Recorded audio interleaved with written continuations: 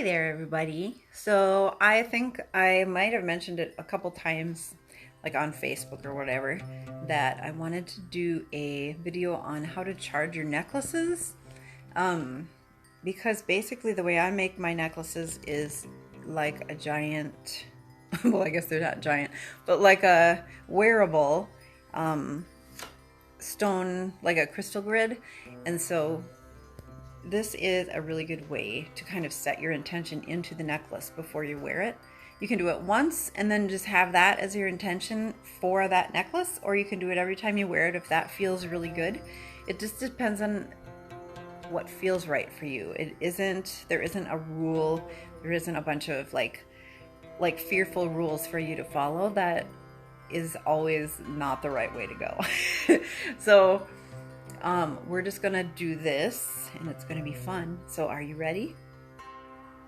All right, so here's a necklace I chose, and the purpose in this whole thing is to kind of make sure that your intention is set into the stones and the pieces in the necklace. You can use the other pieces too. It doesn't have to just be only the crystals. Really, any object can be set with intention and charged with your intentions so that it can help you manifest things in your life.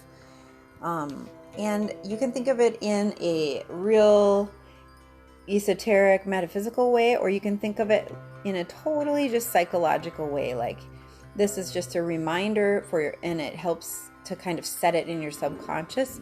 Either way, it's going to be useful to you, and I'm totally okay with either way. I always just feel like the two things are connected for me. That's my opinion though. I'm totally open to changing my opinion as I learn and grow. And I'm also not a judgmental person, so I'm just not interested in being weird about it. So this is my grid, and there's green chalcedony. These are Herkimer diamonds, so they're really high vibration. And then this is a really nice clear quartz. These are tiny, tiny Mauritanian shells. They're not antique, I don't think, though. But their bigger counterparts were once used for money. And then there's coins also. So this has some stuff that you can connect to abundance. The quartz and the Herkimer diamonds amplify everything else in the necklace. And then I am not remembering the specific qualities of green chalcedony, so I'm going to go and look that up. These little tiny ones are also quartz, and these are quartz. So those are all things I'm going to charge. When I find other things for the grid, and you don't even have to use anything else. You can just use your wand, which mine is quartz and tourmaline. It's tourmalated quartz. These little things are tourmaline inside. You can use whatever. You can use your finger, so you don't need to spend money for this if you don't want to.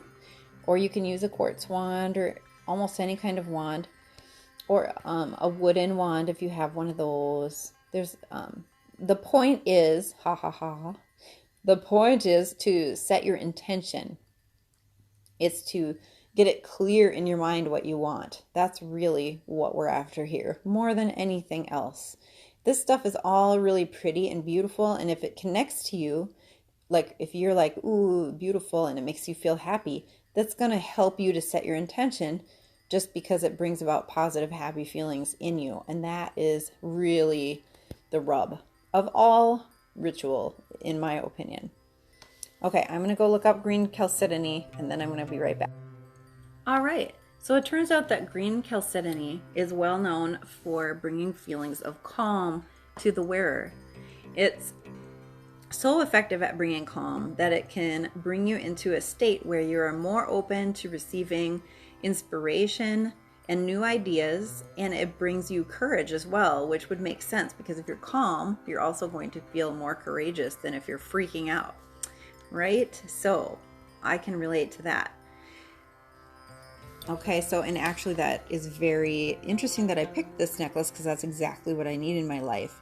And you'll find that as you kind of just pick up things that you connect with, that happens over and over. You're just like, oh, how funny. That's exactly what I need. It always happens.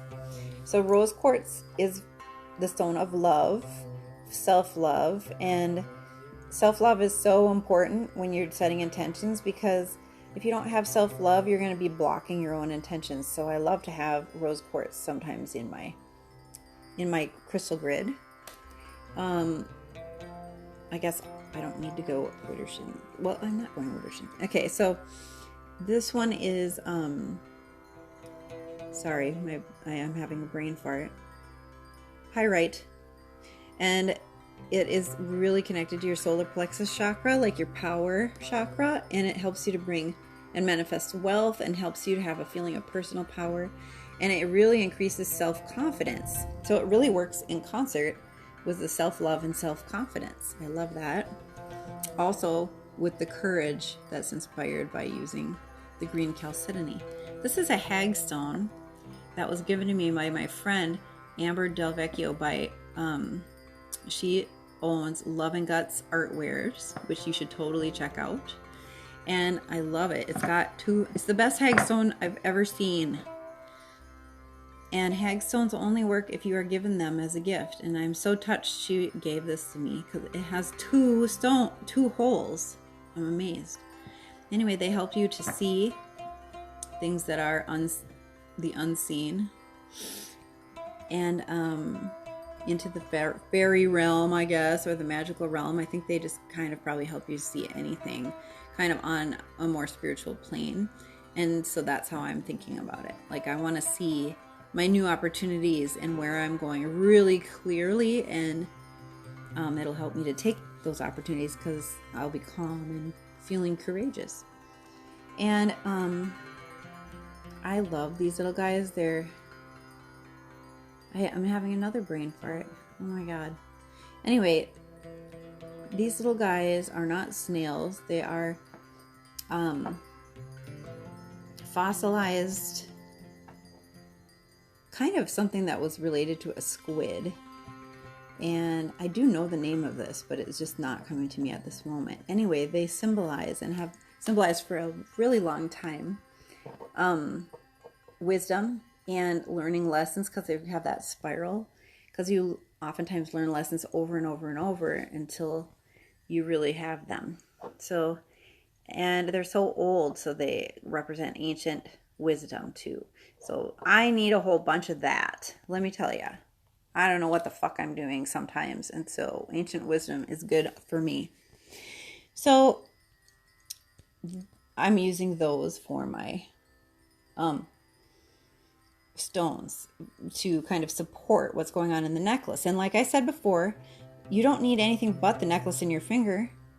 Actually, you don't need even that. You can just set your intentions, but they're just a visual reminder of what your intentions are, and they really help you to kind of have a connecting point for that mentally.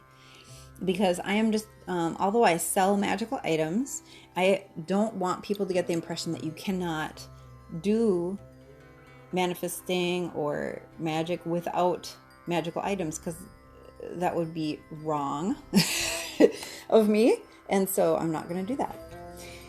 So, but it's fun, and if it helps you to focus, then do it. That's the rub. Okay, I'm going to go get a generator point, and I will be right back. Okay, so this is a lodolite generator point. It's quartz with inclusions, and it's called lodolite, and I think it is so pretty. We like stones around here. What it does is just accelerate growth, like spiritual growth, and also quartz is always going to magnify what else is happening in the spell or in the grid or whatever you're working with. So what you do to create a connection energetically between these items and between yourself is you're going to first take your wand or your finger and touch it to your forehead, just symbolically,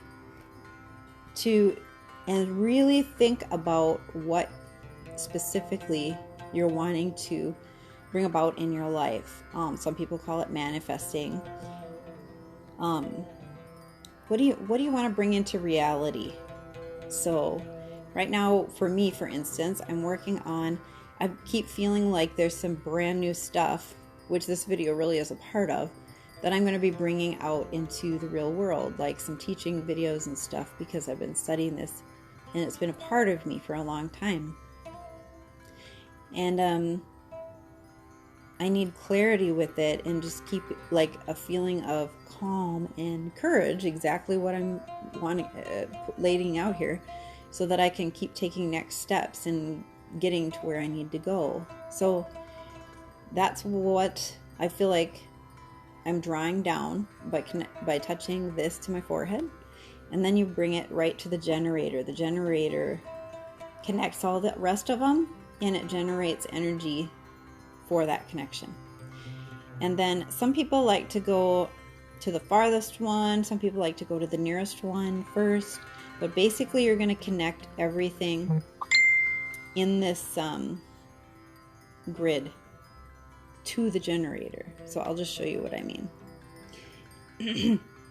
You can do whatever pattern makes sense for you. Pardon me. So I'm going to go touch the generator and touch the clear quartz to amplify the energy. Touch the generator, amplifying it further.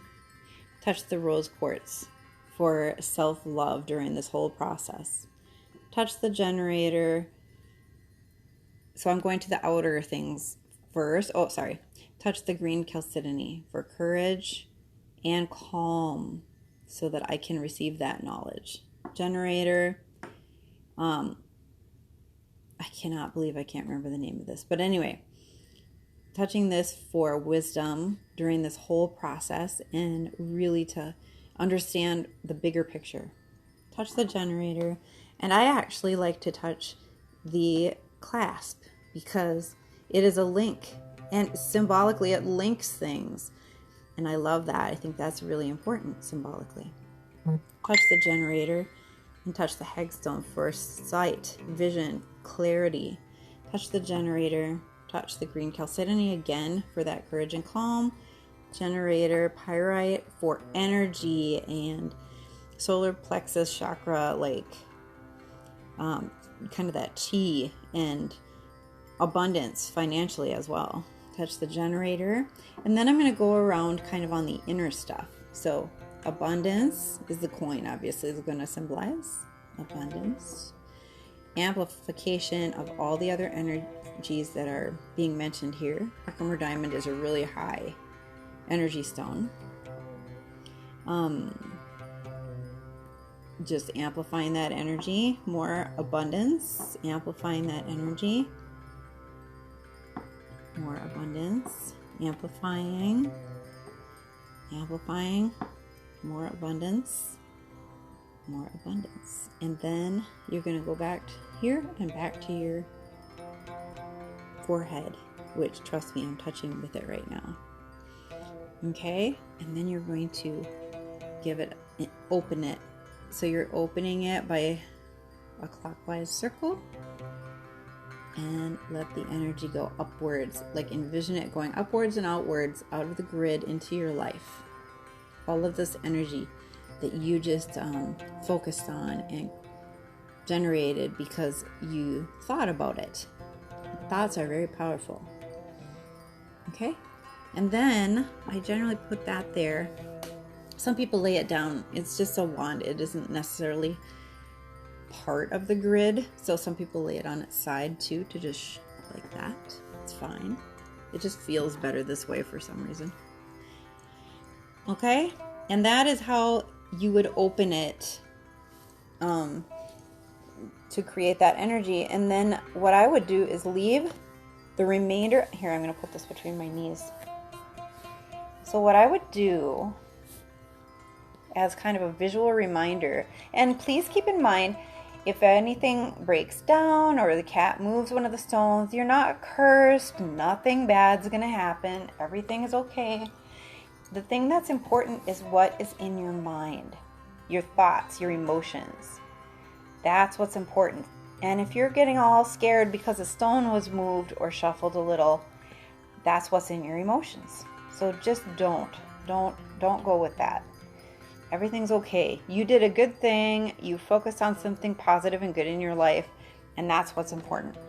So the next step for me is I take the necklace and leave all these things intact to kind of hold that space symbolically. And it is a symbol, okay? So to me, that means, like I said, if it gets shuffled or bumped a little bit, it's okay. And I'm okay, because as long as I hold that space in my mind, that's the thing that is the important part. Anyway, it's fun to leave that part of the grid up while you wear your necklace. So I will, second. So as you see, I stuck it on, and I like to layer necklaces because that's just me. This is amethyst, so that's going to go along with the love and breaking negative patterns, which will be something, I don't know, I'm working on some stuff like that, aren't we all? It's okay to just be honest about it, right? So you wear it for the day, and then you take it off. Obviously, if it's this big of a necklace, you're probably going to take it off at night unless you're totally drunk or something like that, because just to protect it so there's not strain on it while you're sleeping. And then when you come home, you'll take it off, and you could put it back into the grid. I guess the way I would do it is, and the way I like to do it is this. So throughout the day, you had been wearing the necklace and maybe touching it once in a while to kind of find comfort and remember what you've been focusing on. But don't worry about that. You don't have to like constantly be freaking out about it and trying to remember it. Any fear-based stuff like that is not going to help you towards your goal. So just don't be hard on yourself. Be easy. You are working on stuff just like everybody else on the planet. So I put it back in there, and it's very simple. Some people love to deactivate every single thing and do the reverse of what they did before. And I'll tell you what, I don't need to do that in order for it to feel finished in my mind. If you have a little bit of OCD and need to do that, that's okay. Just go ahead and remember the order and do it in reverse. And then you're good. So, but what I do instead is a general closing. And the reason you want to close it is because it just helps it to rest. That way you don't have 20,000 things going on in your mind at once. And if you have too many spells out there to keep track of, it's just weird. So instead, what you're going to say to yourself, you could even make up a little chant or just a little phrase. But what I say to myself is, all the energy that I released is out in the world now, and this has helped me towards manifesting it and will continue to do so. We are on our path to all of those things, to courage and abundance and calm and peace and everything else we mentioned here this morning. And so now we're going to let these stones rest now that the energy has been released. So I go Widdershins, which means counterclockwise with my hand. You can also do it with the wand if you like that, but I like I don't know, there's something about closing the circle with my hand that I love because it makes me feel like I'm in control of doing it, whether I have any tools or not ever. So I just do this. So it's like you're sopping up with a paper towel all the extra energy, and you're closing the circle. All right. And then you can release it out into the universe, away from the stones. And then what I like to do is put them in the window overnight. Some people say you have to actually put it outside, but you know what? It's all symbolism. If you live in a neighborhood where you're afraid people are going to steal your expensive tools, and you wouldn't be able to practice magic if you had to leave it outside, that's just silly, right? So put it in the windowsill and kind of just let enough moonlight come in that it touches it and cleanses it and rests it. Okay? And that's what I would do. And then you take care of everything. You can also cleanse it in other ways. You don't have to leave it in the windowsill if your neighborhood is bad enough that you don't even want people to see it. Just cleanse it with smoke. That's very safe for all stones. Or some stones, like these ones, could all be cleansed in water except for the Pyrite might get a little rusty. I don't know. I'm not sure. Things with iron aren't that great to put in water. Definitely never put selenite in water. There's a million ways to cleanse your stones. Another really lovely way I love is here. Let's go look over here. As I have a little collection of really cool bells, and so I love to just ring a bell over it. And you concentrate as the sound of the bell fades, that energy goes away too. All right, so those are some really good ways to set up a little comforting, loving ritual. And that was just kind of flavored for what I need right now, but you can make it for anything that you're manifesting. Anything. It's basically a little ritual, or you could even call it a little spell, or you could also just call it a focus tool if you're thinking about it in a more of just a psychological way, and that's totally okay. So I hope that helps.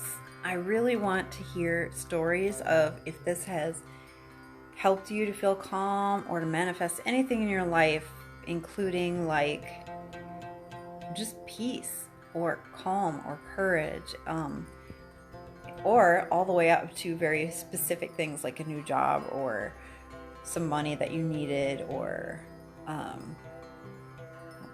a new relationship or some healing or whatever. We always want to hear good stories.